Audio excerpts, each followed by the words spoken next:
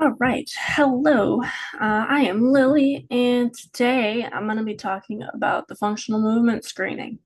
This is something that a lot of personal trainers and strength and conditioning specialists and folks like that are probably already familiar with. It is something that a lot are taught as a kind of an onboarding process. So if you are a personal trainer or you're a strength and conditioning specialist, the functional movement screening or a version of it is often used as an onboarding process for clientele.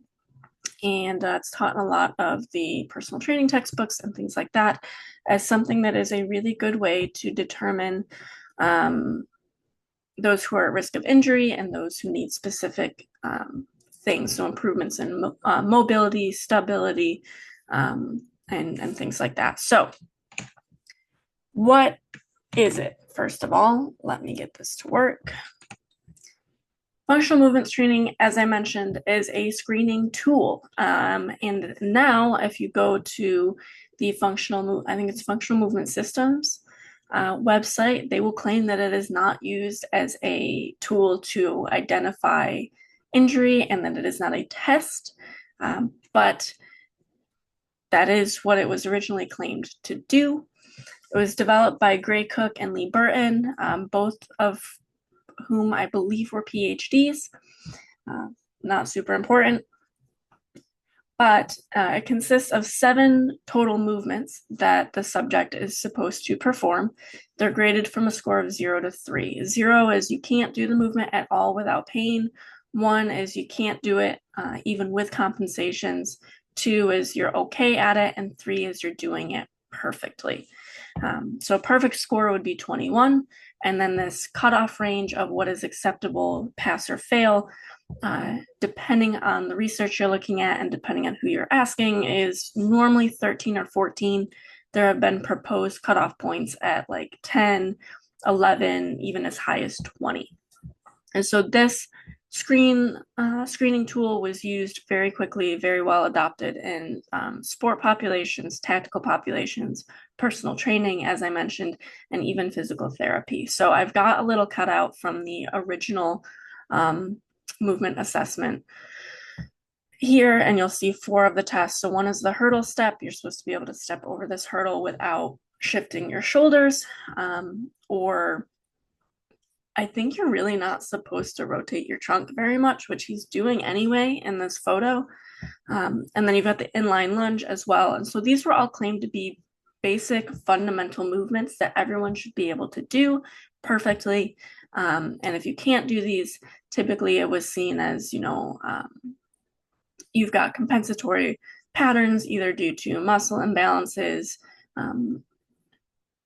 having not enough mobility or flexibility, or not having enough stability, in particular with the trunk stability push-up. So it's a lot of movements or static postures that require a lot of flexibility and a lot of balance. So the basis for this screening is, again, to identify mobility and stability limitations. This is not something that has ever really been objectively measured, right? So mobility and stability are going to depend on the tasks that you're doing. So it's kind of a vague term to begin with. And then again, identifying movement compensations or faulty movement patterns. The idea was that this could prevent injury by screening people for a lack of any of these features, and same with sports performance. So the idea was you could prevent injury and improve sports performance by getting a score on this, improving your score on it through corrective exercise, and eventually improving in these basic 7 tests, which would then, in theory, lead to less prevalence of injury and improved sports performance. So let's talk about some research. This is a very research heavy presentation. I apologize in advance. So a couple of reviews, meta-analyses, and systematic reviews. I already said that. Durrell et al., 2015. We are going in consecutive order here. They went through 7 different studies that were primarily in active adults. The purpose of this review, in particular, was to determine if generally active adults were more prone to injury if they had a lower FMS screening score. One of the issues in particular with this study and with pretty much all of the studies that I found in terms of systematic reviews and meta-analyses is there's a lack of consistency in the definition of injury itself. This is pretty common in a lot of injury research, which is why it's so difficult to research it properly. So generally, there's 1 to 3 definitions or criteria that need to be met for something to be considered an injury. That can be either seeking medical attention and or missing 24 hours of practice or activity, and or I think it's a diagnosis of an injury. So not just seeking medical attention, but also getting diagnosed with something. In this particular meta-analysis, the specificity was 85.7 and the sensitivity was 24.7. So specificity is the ability of a test to identify those not at risk. So basically, of the people that didn't get injured, 85% of them we figured would not get injured. However, the sensitivity is the way that we're able to identify those who are at risk. So 24% sensitivity means those who were injured, only 24% of them were accurately put into the probably like higher risk of injury category. Ultimately, this gives us an area under the curve of 0.587, which is about a 59% chance that we will correctly discriminate against those who will get injured and those who will not get injured. So 59, let's be generous, a 59% chance. That's not great.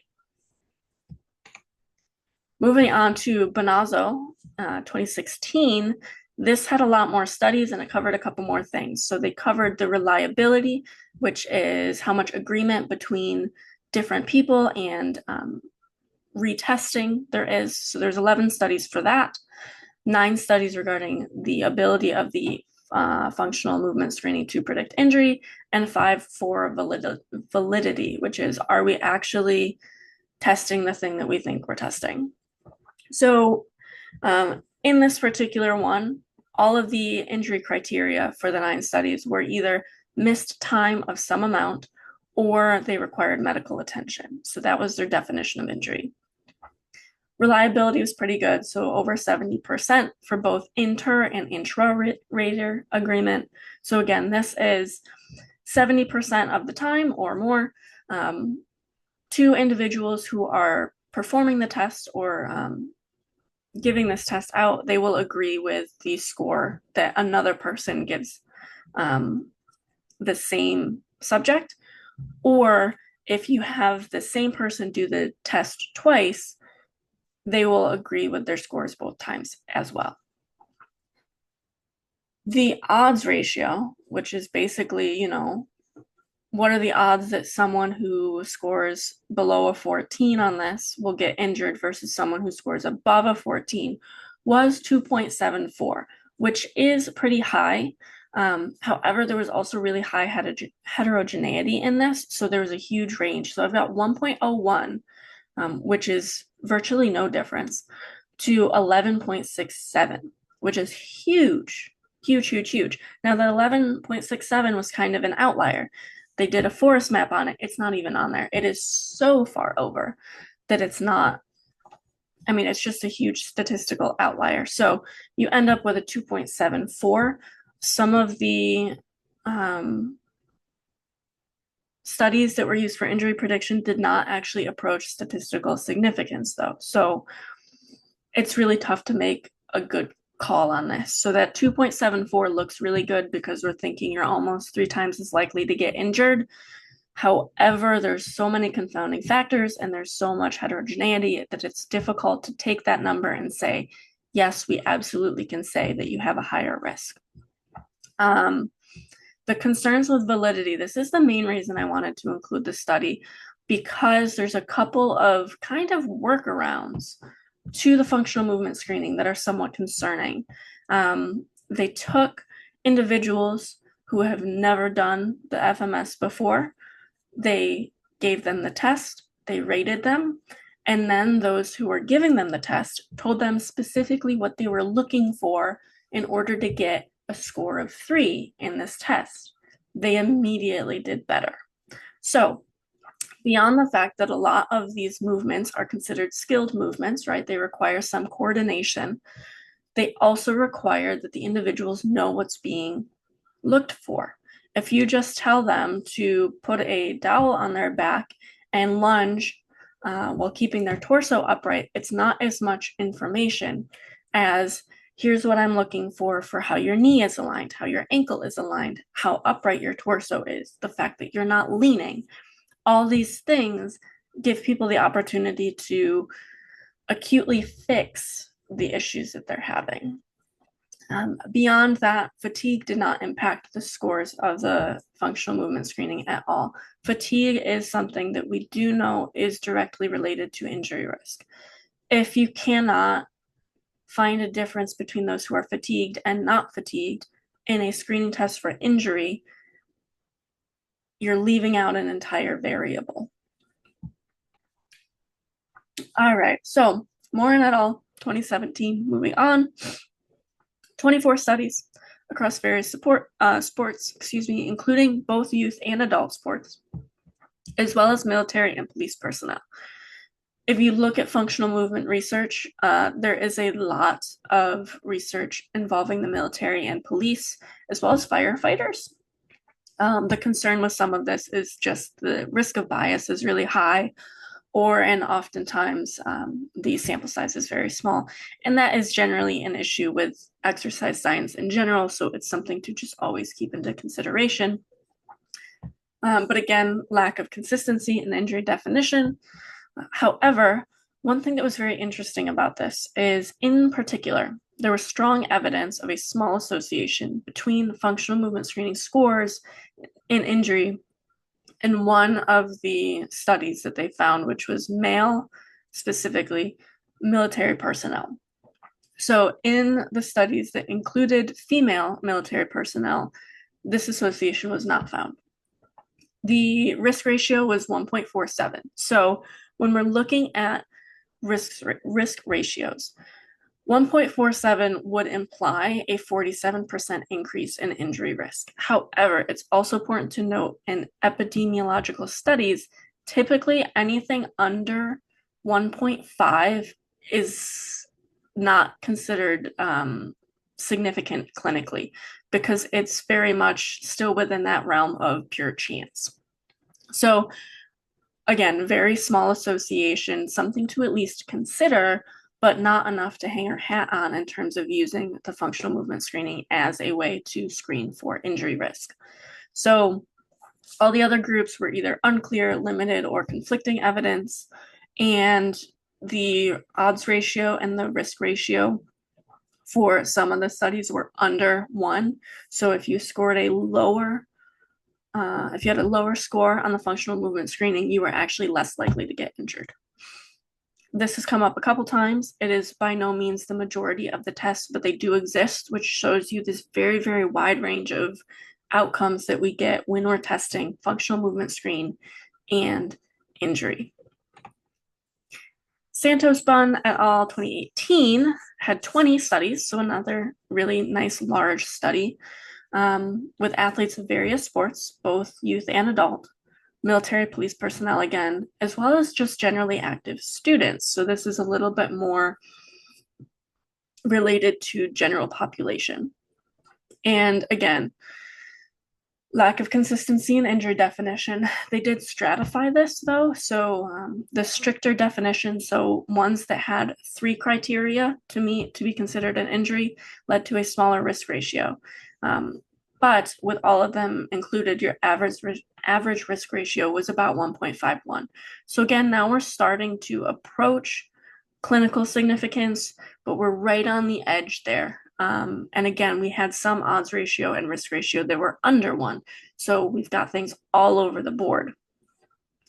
One of the quotes in particular that sticks out to me on this was that there's no consensus about the concept of normal movement patterns. And this is one of the concerns that gets brought up a lot with the functional movement screening. Because everybody's shaped differently, right? So someone who is 5'9" can stand next to another person who is also 5'9", who has the same weight, the same body mass, the same fat-free mass, and they'll have different proportions and they'll have different movement strategies as a result of that. So forcing people into these boxes of this is how a certain movement is supposed to look doesn't work very well. And this is true even if you have someone who has, a bony protrusion in their hip, they're not going to be able to flex or extend their hip in the same way as someone who cannot. It will be painful or just physically impossible. And so they're going to have to move differently. And there's really no agreement on whether or not those general movement changes actually increase our risk of injury. An individual who has some sort of impingement will not be able to move in the same way as someone who doesn't without perhaps getting injured. So it's a little all over the place. It's really hard to put people into boxes of this is an acceptable way to move for injury and performance, and this is not.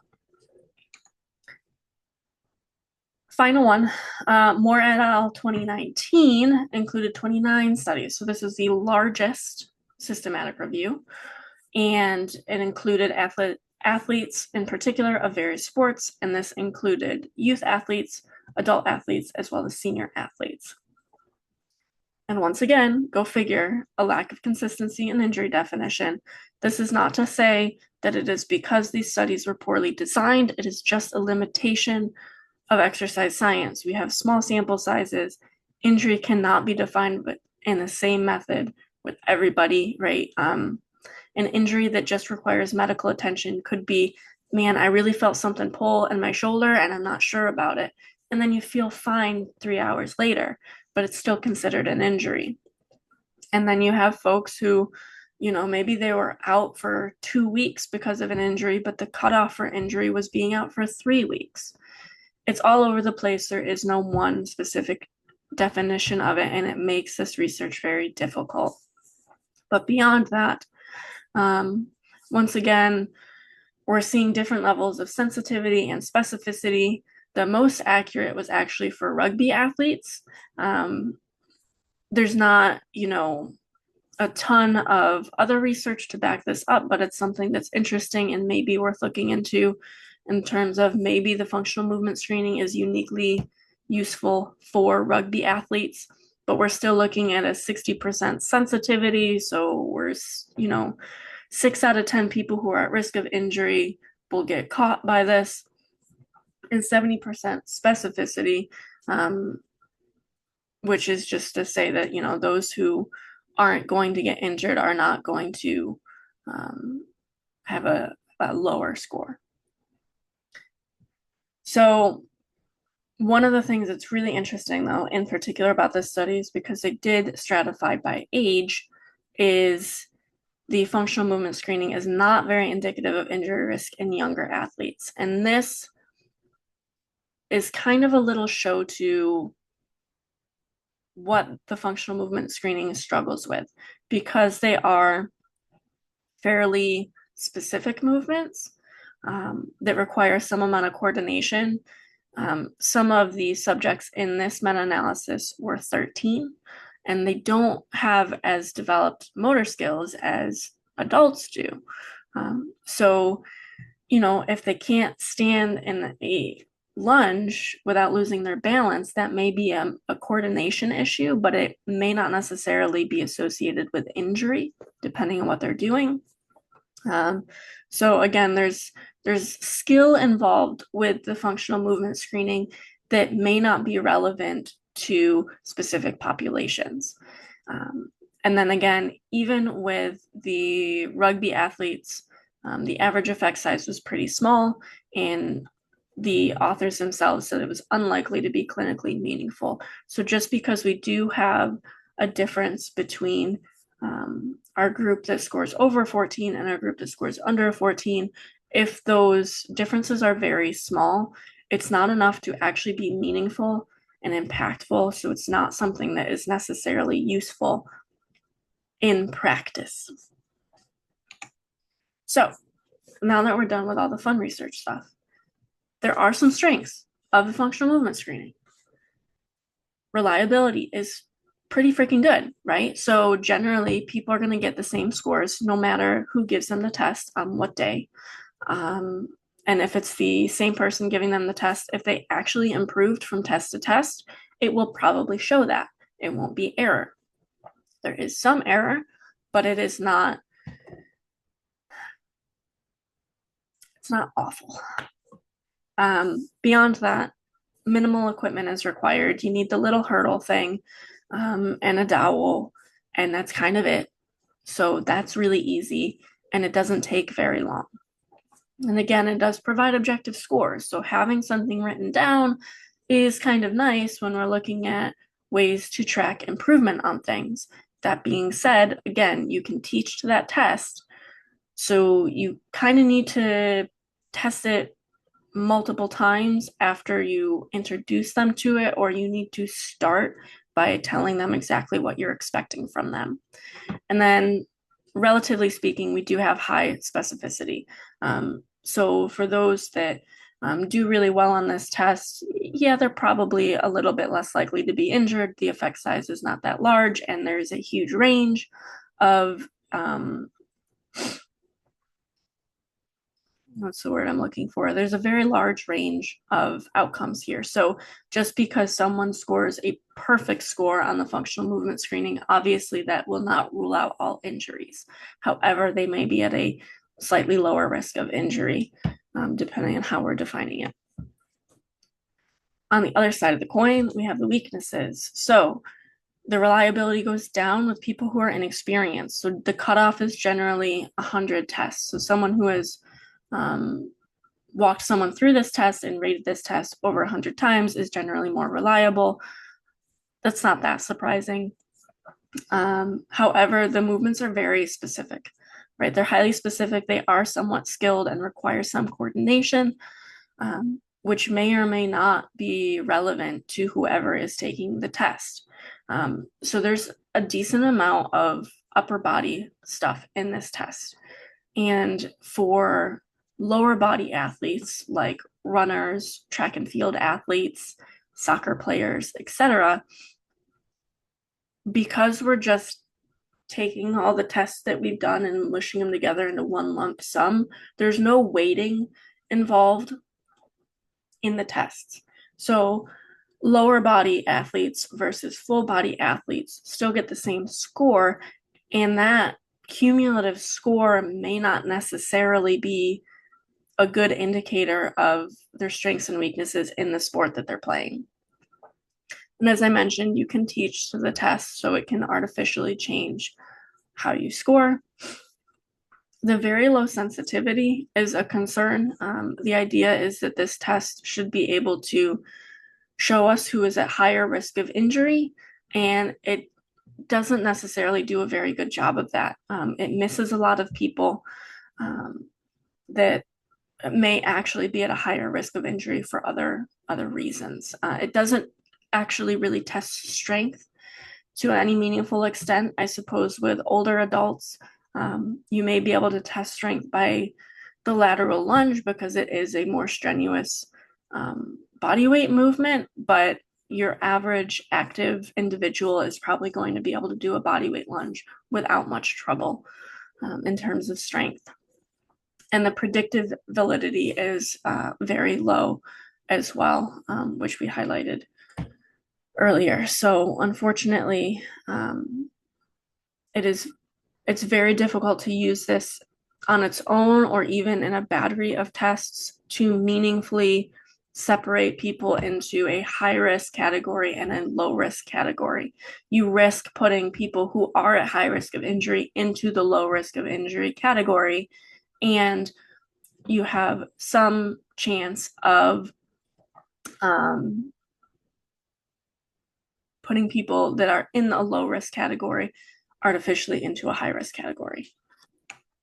So at the end of the day, should we use the functional movement screening?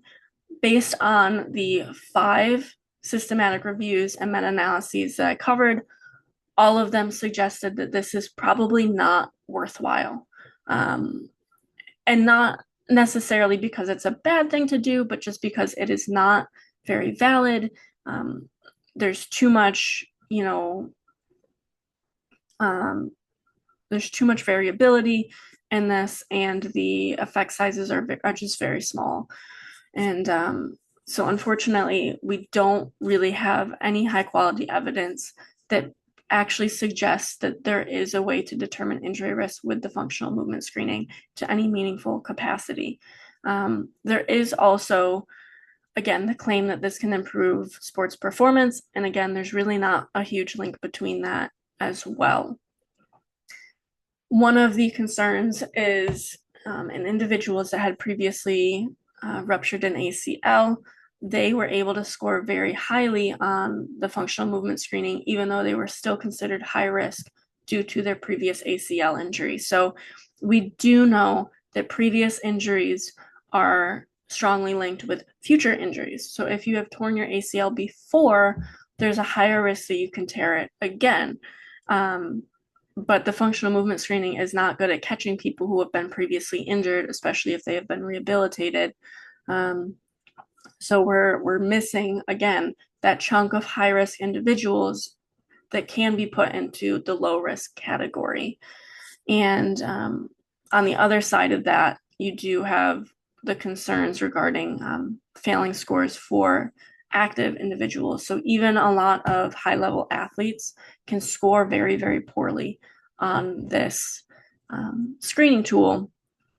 And although that doesn't at face value sound like a bad thing or necessarily something that we should be scared about, the concern comes from the suggestions of what to do about the functional movement screening score. So those who score very low on the test are recommended to go through corrective exercise. However, from Moore et al., we've seen that general exercise seems to be just as good at improving functional movement screening scores as corrective exercises are.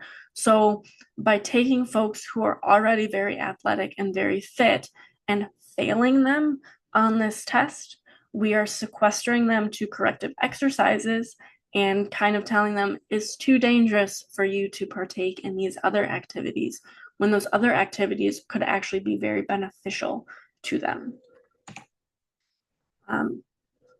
Just kind of in general, further thoughts about this whole concept of using the functional movement screening tool as a tool to predict injury, either on its own or as a battery of tests. The concern is just that there are too many factors that are involved in the risk of injury. One singular test generally is not going to be enough to certainly put people in a high risk or low risk category. There are exceptions to this, but it's when we're talking about very specific injuries. So again, to bring back the ACL injury case, bilateral asymmetry in ACL repair patients is very important, right? This is required to get athletes cleared to go back to their sport after ACL injury. However, that is a very specific test for a very specific kind of injury. The functional movement screening is a test for injury in general, and that includes non-contact injuries as well as contact injuries. So now we get into an even more problematic situation of contact injuries are very, very different from non-contact injuries. Overuse injuries from running, those are things that we can pretty easily avoid, right? With load management. Again, many factors involved here.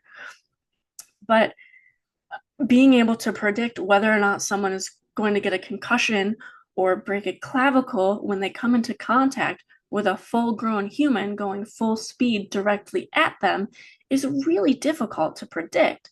And so using a screening tool in a contact sport to try to predict these things is just, it's probably not impossible, but it's very difficult, and it can't be simmered down into a battery of 7 tests that don't even consider total body strength, which we do know that strength can be a very strong predictive variable in injury. So, not to go on a total rant here, but there's just too many things to consider to boil it down to 7 basic movements. And then again, movement strategies vary based on your bony structure, based on your injury history, and mechanics that you have been taught. Ignoring the arguments that mechanics and injury history can independently increase risk of injury. Mechanics is highly individual because, again, bony structure, right? If we look at people who have very long femur lengths relative to the rest of their body versus short femur lengths, they're going to squat differently. One is not necessarily more injury predictive or dangerous than the other. It's just how individuals have to move differently in order to get into these shapes and into these movements. So if we're going to compete in powerlifting, there are a set of rules that you have to follow. And because everyone is built different, they're going to need different movement strategies to fit into those boxes. And again, we don't necessarily see that those movement strategies increase or decrease risk of injury in these sports. Taught mechanics can have to do with your injury history. If you have someone who had chronic pain or, a disease or any kind of traumatic injury, they're probably going to move a little bit differently.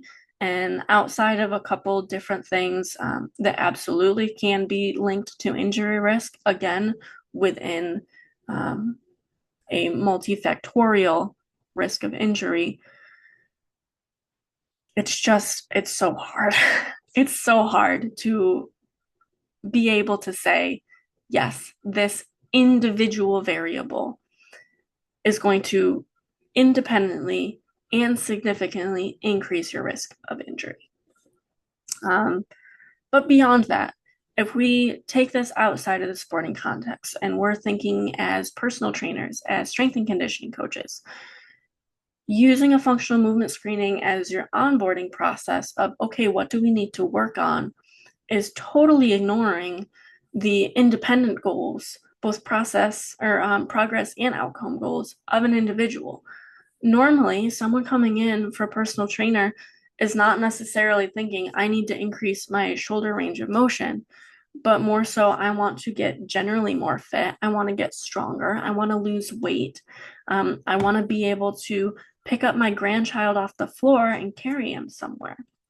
And maybe for some of those, shoulder mobility does play a role. However, using the functional movement screening as a tool to say, this is what we're going to work on, regardless of your own independent goals and abilities, takes a lot of the power away from clients. And we know that autonomy and that self-efficacy is so important for helping people reach their goals, to get healthier, which is ultimately our goal, and to stay motivated to keep coming. If we take away their autonomy and we say, I know that you want to add 50 pounds to your bench press, but your shoulder mobility is really bad, and I'm worried you're going to get injured as a result trying to bench press, when we don't necessarily have very good evidence to suggest that folks with low shoulder mobility should stop bench pressing, is going to do more harm than good. It's going to create these natural barriers, or these artificial barriers rather, to entry for exercise, whether it's specific exercises where it's the intensity of the exercise, where it's general exercise, anything like that. We're discouraging people from doing something that is good for them. The overall risk of getting injured from physical activity is very low, right? If we talk about if that 1.51 risk ratio for functional movement screening, if we take that at face value and we say that is the number, you are 51% more likely to get injured when doing your sport or your physical activity if you have a lower score on this, which can be improved by just general physical activity anyway. If we look at weightlifting, so recreational lifting, I believe, and I may be wrong on this, but I believe the injury rate is like 1.47 per 1,000 hours, right? So if you work out for 1,000 hours, you will get an injury and a half, maybe. But now, okay, so now you're at a 50% higher risk of it. Now your risk is 2. That's still so low. And again, that injury could just be, I missed 24 hours because my shoulder didn't feel great. And that's what we're basing the functional movement screening on. I don't think it's appropriate. I genuinely do not believe that the functional movement screening, based on the research we have, is an appropriate way to onboard clients, to assess their injury risk, to assess what could be improved in performance. If we're looking at sports performance, that should be sport-specific tests and drills, because that's what we're training to. At elite level of sports, health is, I mean, it's still relevant, but it's now less relevant. I care less about the shoulder flexibility of your non-throwing arm if you are a pitcher. Because if you are at the top tier of athletics, you only have so much time in a day to train. It's the least important thing at this point. You need to be working on getting better, because every little tiny incremental change and improvement is a big deal at that level. At lower levels, general population, amateur level athletes, moderate level, and I would argue even still elite level athletes, generally just get stronger, get more athletic, do more, but do it in a way that is controlled, right? Load management is huge in terms of injury. So manage the load that you're doing, do a variety of different movements, try to get every muscle group in your body stronger in general, right? We don't have necessarily good cutoffs for this. Some sports have suggested cutoffs, but in general, the goal for both health and performance is to get stronger, get more coordinated, get more skilled. And in a lot of sports, it is also to get more flexible. But all of these things can be tested and assessed without the functional movement screening. We have more accurate tests and more accurate screenings and more reliable screenings than the functional movement screening for these specific goals. And so I don't think it is appropriate to apply it to most groups. And I don't think it is appropriate to apply it as a blanket screening tool for anything, really. So excuse me as I go on a last minute rant about it. Here is all of my sources if you want to read them. Again, I did go in chronological order on this because I thought it was funny that they were from sequential years, but it's very useful. There's another one on there from JSCORE as well that was a little bit harder to pull data from, but it is a very interesting read. So thank you for watching. Thanks for listening to me rant, and enjoy.